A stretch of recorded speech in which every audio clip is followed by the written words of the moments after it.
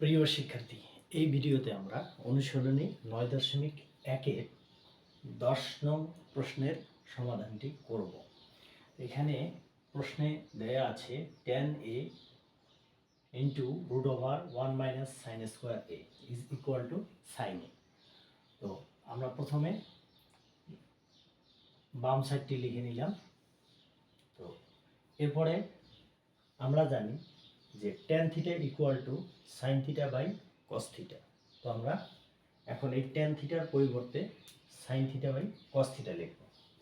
তাহলে এখানে tan theta আছে tan a, তাহলে আমরা লিখব সাইন a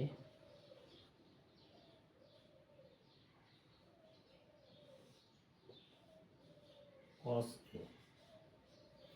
আবার এখানটা আমরা একটু খেয়াল করি 1 - sin স্কোয়ার a আছে। আমরা ফর্মুলা জানি sin square plus cos square equal to 1।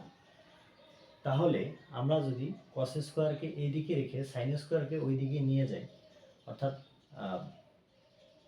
পক্ষান্তর করি, ডান দিক থেকে বাম দিক থেকে ডান দিকে নিয়ে যাই, তাহলে এই সাইন স্কোয়ার এখানে প্লাস আছে সেটা মাইনাস হয়ে যাবে আর ওয়ানটা সামনে চলে আসবে। তাহলে 1 - sin স্কোয়ার a।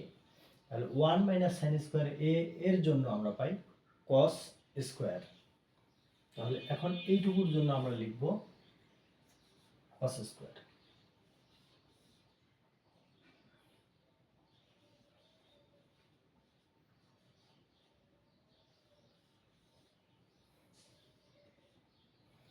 এখানে আমরা সাইন স্কোয়ার a লিখব, সাইন a লিখব, কস a।